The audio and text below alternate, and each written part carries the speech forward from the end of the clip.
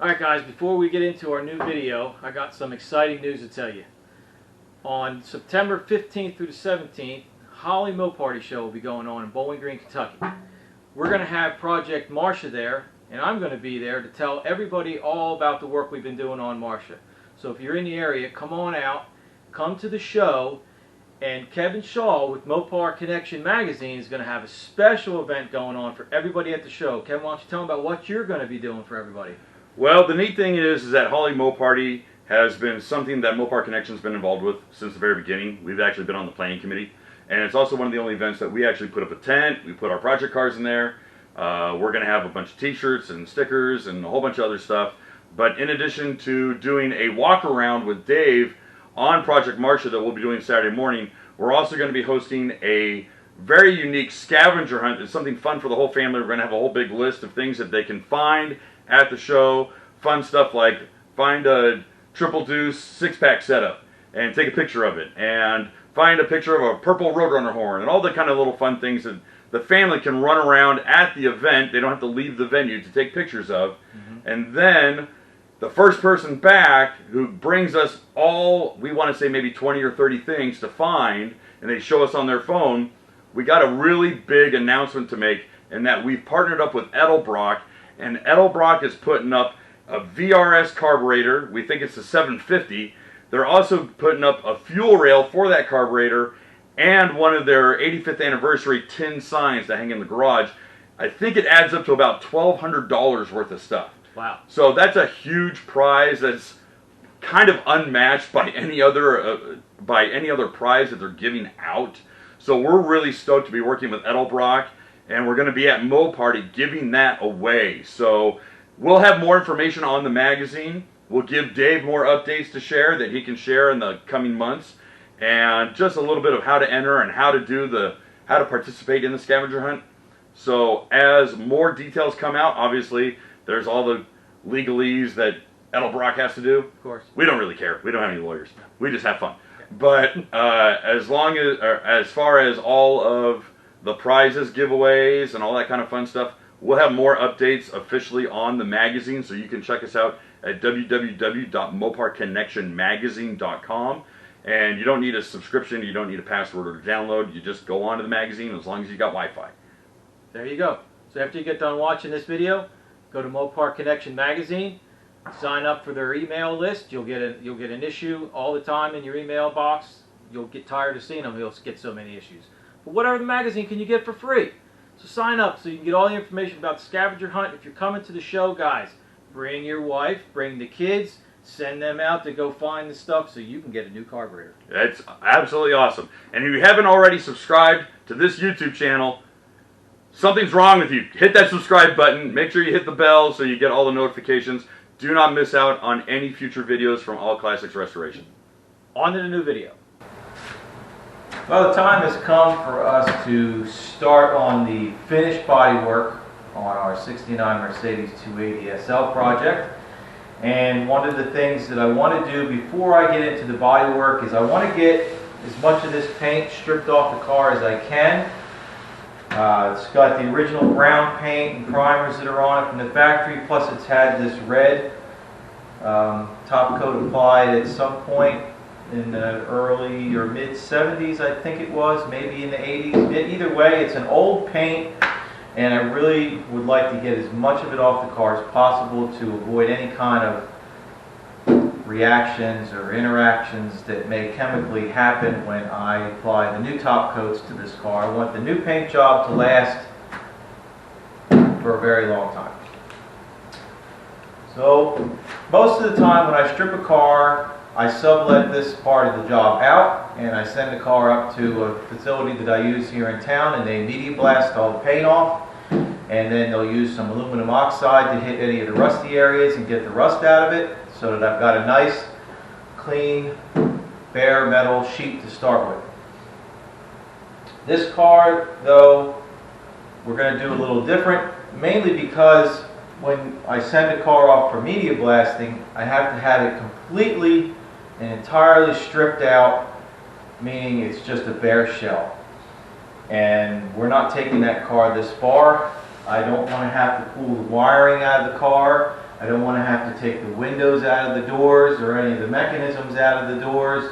I don't want to have to take the top off the car and the top frame.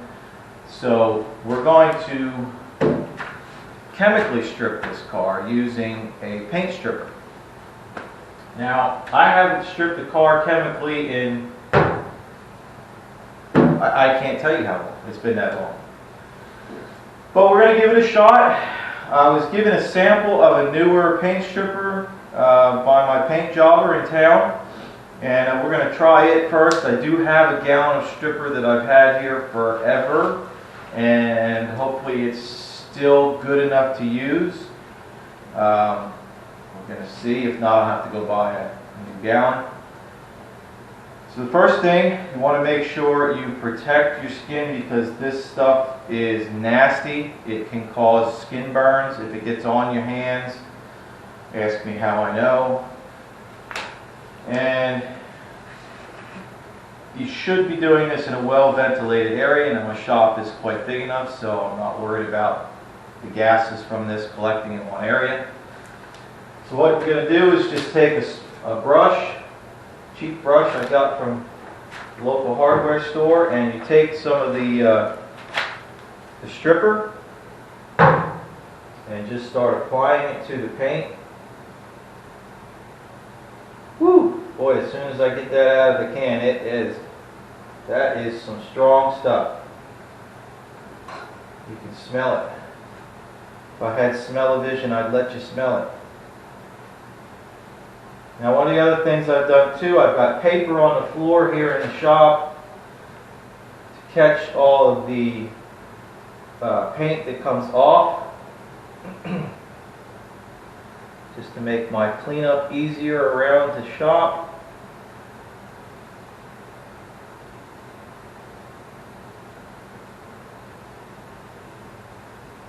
And again, you're just applying enough to leave a coat, a thin coating of this on top of the paint. Depending on how thick the paint is on the car, is going to determine just how many times you have to go over a certain area. This stuff will only strip so much paint at a time. So a lot of times you have to apply 2 coats of this. Now, after it's applied onto the paint, you have to let it set for a while, and you'll see the paint start to bubble and crinkle on the surface. That's when you know that the chemical reaction is about done all it's going to do. And what I'm going to do when I get to that point is I've got a plastic squeegee similar to what I would use for doing my plastic bodywork, and I'll just come back and scrape the paint off. See, that's not ready yet because it's not coming off. So I gotta let this set up and wait for it to do its job, and then I can come in and start to remove it from the fender. Alright, well, about 10-15 minutes have gone by, and the stripper is was working quite slowly. It's taken this long for it to start to bubble up this paint. As you can see here, it's getting kind of a wrinkly look to it. That means it's starting to work its way down in there and lift it. There's no rhyme or reason as to where it's lifting it quicker than others. There's a spot here that there's a puddle of stripper sitting, and it's barely doing anything. So this is going to take some time to do this way. So I don't know, I may just go and get some 36 grit DA paper and just DA the paint off. But we're going to give this a shot and see how much it takes to really get this paint off. This is actually some pretty tough paint. I did a little spot on the door. I tried to scuff the paint first with some 120 and then applied the stripper to it. Doesn't seem to be making any difference. I thought maybe if I opened the pores up a little bit it might get in there a little quicker, but it doesn't seem to care. This is going to take multiple applications, I think, to get this paint off. So what you would do is just take a scrape this squeegee here, and yeah. So you're seeing this as I'm doing it. It's not coming off very easily. Not as easy as I hoped. And I don't want to use a metal putty knife or something on this because you can gouge the metal. I really don't want to do that. That's why I'm using a plastic one. But yeah, this is it's not working out the way I thought it might. Well, maybe I left it on here too long, but it's taken this long for it to just start to lift this paint. Now I did find out when I scuffed that spot on the door that this is a base coat clear coat paint job, which I thought the color was put on a lot earlier than when the base coat clear coats got popular. So this paint job may be a little bit later than I thought, but whatever kind of paint it is, it's pretty tough stuff. And I don't know about this. It just doesn't seem to be doing what I wanted, the way I wanted it to. I mean, this is a mess, to be quite honest with you.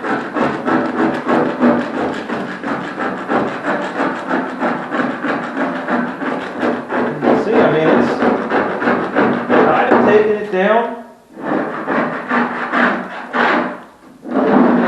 The dark color you see, that's the original brown that the car was, chocolate brown.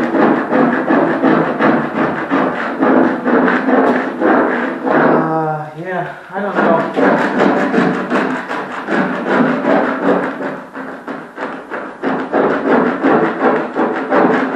Not very impressed with this.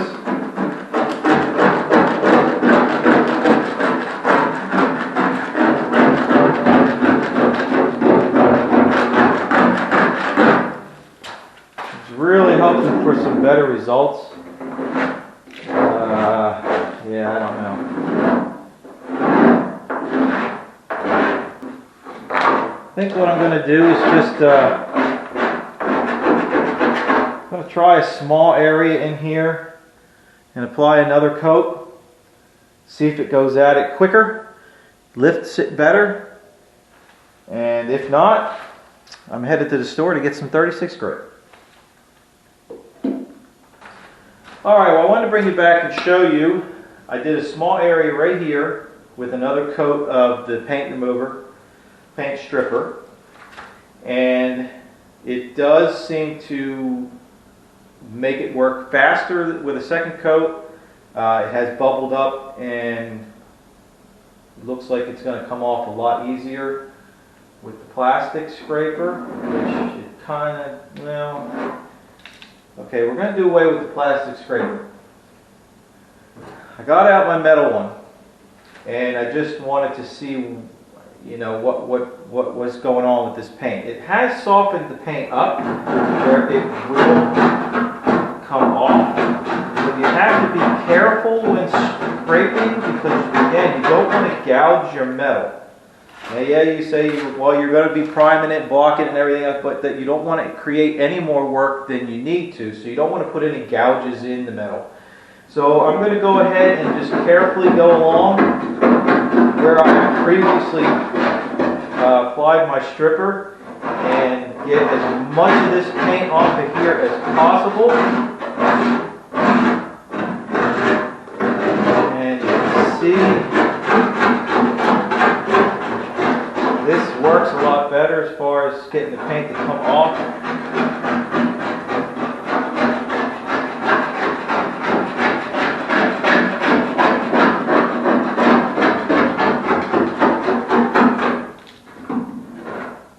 Alright, so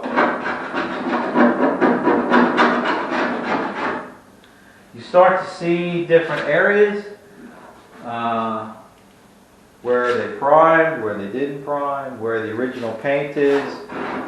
So I'd really like to get this stripped down about as far as I can, maybe even down to bare metal.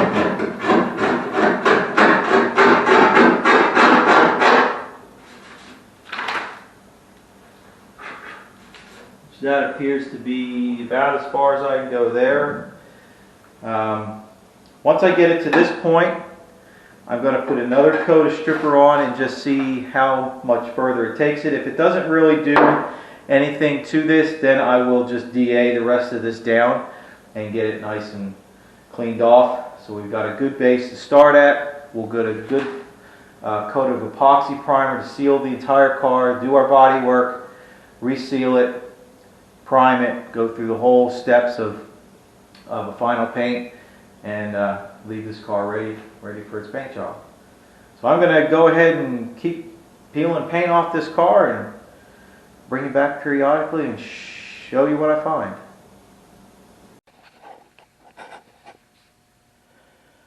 Okay, I wanted to just bring it back briefly, real quick. I've been stripping this area here down using my paint stripper. This is going to take several coats of paint remover to get all of this paint off, because this car has a lot of paint on it. We've got our red. We've got one coat of red, one red paint job, and it's a base coat, clear coat. Then we've got this brown here. We've got primer before the brown. We got our red, primer, then a brown, then more primer, and then underneath this primer is the original brown. At least I think so. But look how shiny that still is. I'm at a loss as to how this paint has adhered so well to this, with this being as shiny as it is. Don't know. But, so we've had 2 brown paint jobs and 1 red. This is the reason why I've got to strip this car down, because there's just way too much paint on it. Alright, so yesterday I left off on the front fender. I was using the paint stripper to start to remove the paint from our 69 Mercedes, and quite honest with you, the stripper is taking a lot longer to remove the paint than I thought it might. So yesterday afternoon, Ashton was looking for something to do so he could start earning some money so he could get some more toy cars. So I said, well, you can go ahead and start sanding on the back of the car. So I gave him the DA, and I had some 80 grit paper at the time. And I let him go ahead and start on the quarter panel back here. And quite honestly, the 80 grit seemed to rip through this paint fairly easily, a lot quicker than the paint stripper was doing. So this morning I took a ride to my paint supply house, and I got some 40 grit. Look at that. That'll eat some paint up. At least I hope so. So I got a piece set here on my DA, and we're going to take a section of the trunk lid here that's not been touched yet, and I'm going to see just how quick this 40 grit will take the paint off.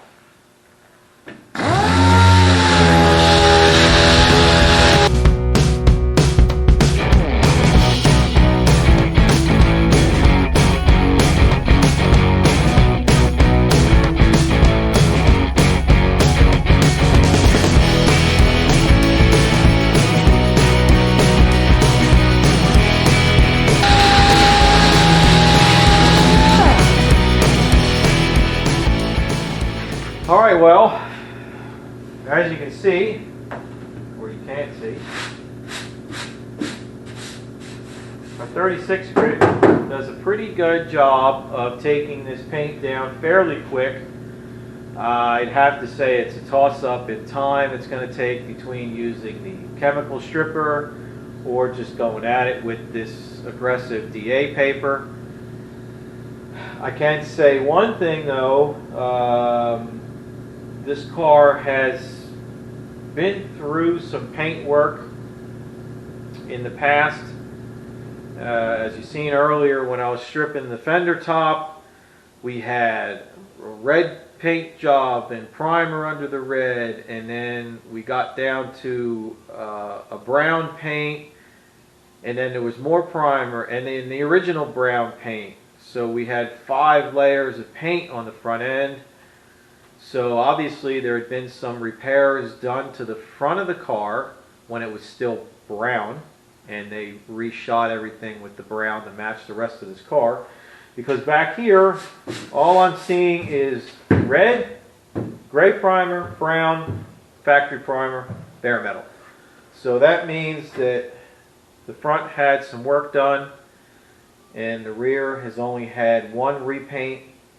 I'd still like to strip this down all the way and start fresh with bare metal, even though there's not as much paint back here.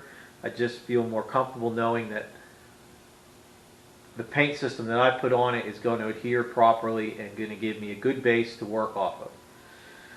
So we're going to continue on stripping the car, I think, with the DA paper. Yeah, I know it gets pretty dusty and dirty in the shop when I do that, but it is warmer now, so I can open the doors up. I can back the car up to the doors and be able to just blow everything outside and keep as much of the dust out of here as possible. So as soon as Ashton was awake from his nap, I'll probably put him to work with the DA and let him go to town on getting some more of this car stripped. Okay, so I've been exploring some different methods of removing the paint from the Mercedes, and what I've come up with recently, what I've been doing most of the car with first, is just a scraper with a razor blade in it. Razor blades are cheap, sandpaper is expensive, and I can get most of the red off of here just by dry scraping. It's a little tedious, but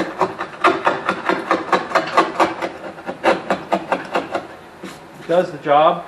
Now if you're going to paint your car and you need to get it stripped and you plan on doing it manually, this is one of your options, and then DA the rest of it off. I've talked about several methods of stripping a car. You got your media blast, chemical strippers, DA sanding. They've got other ways. They've got dry ice blasting. Now we're scraping and DA sanding. It's all according to your budget, your time, and whether or not you want to take your car completely apart. This car is not coming completely apart.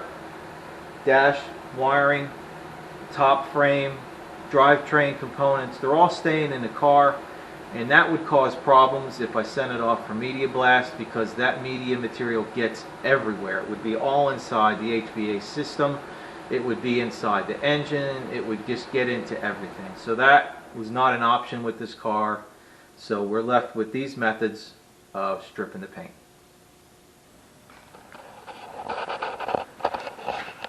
Alright, well, it's been a few weeks since we started the stripping process on the Mercedes. It's a time-consuming process indeed to get all this paint off the car.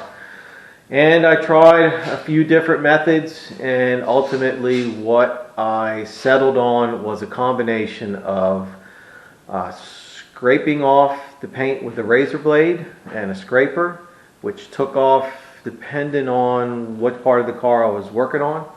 Sometimes we'll just take the clear coat and a little bit of the color off. Sometimes I could get down to a primer coat. It just depended on where I was working at, because this car had so much paint on it. So many different layers of paint. There was the original base primer, and then a sealer, and then the original brown. And then there was parts of the car where there had been repairs made, like on the front end, where the brown was repainted again, so it had more primer and more brown. And then there was primer again on top of that, and then the red color change. So just too much paint on this car to leave it. So that's why I stripped everything down. I did find a couple more areas that were repaired. I found that the car is really not as straight as it appeared. There's a lot of door dings, and there's some dings in the hood and the deck lid, so it appears that it had had some hail damage. There's more accident damage at the back that's kind of been repaired but could use a little bit more massaging. So there's just going to be a lot of body work to do on this car as far as getting it nice and flat and straight. So I'll take you around and show you what it looks like now.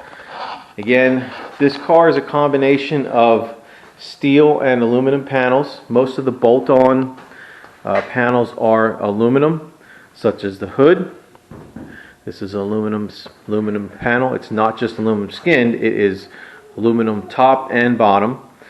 All the front here and the fenders is steel. The main body is steel. The doors are aluminum. Again, not just aluminum skin, but even the inner structure that you see there that's still in brown, that is also aluminum. Quarter panels are steel, and my repairs that I've done down here. And the trunk lid is also aluminum. So we've got a good combination of panels. So we've got to get a good epoxy primer on this now that it's stripped down. I've got to go over it one more time, some areas, getting a little bit, you can see where I've actually had my hands on the bare metal here. It's starting to flash rust a little bit. So I'll hit that one more time with the 80 grit after I finish getting everything masked up, and then we'll get the wheels off and get the top part covered over so we don't get too much overspray inside. And we're going to go ahead and give this a good coat of some epoxy primer. We'll probably give it 2 coats of epoxy primer as a base, and then we'll start our body work from there up.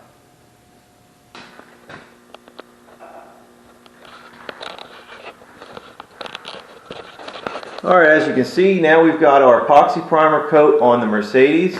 So this is the end of this video, detailing out how you go about stripping down a car. And I talked about it already, how many different ways there are to strip it. So I'm happy with the process or the final outcome from the processes I've tried. A little trial and error. We got it figured out, got the car stripped down, got all the paint off, so I've got a really good base now to start with. I won't have to worry about any old paint or body work coming back to bite this new paint job, so it should last longer than is going to need to. With all the paint off the car, a lot of the body lines are now more crisp because there's not as much paint over top of them, which softens out all your body lines, which is another reason why I wanted to strip this car down. And it showed up that there's a lot of areas on the car that need some attention. There's some dings and dents in the hood. There's some previous accident damage, like back here on this quarter corner, which needs a little bit more body working before we do some filler on it. The doors have a lot of dents and dings in them, just wear and tear over time. So we'll try and straighten some of those out. These are aluminum panels again, so they should move fairly easy, but I can't stretch the metal too much because I cannot shrink it. So I've got to be real careful about how I go about fixing some of these dings. But anyhow, there she is, all in primer. Next phase again is to go ahead and get our body work started, and we'll do that right on top of the epoxy primer so that everything's sealed up good. Again, I hope this was informative to everybody watching. You know the deal. Like, share, subscribe, do all that good stuff, and I'll see you again soon when we start the body work on this one.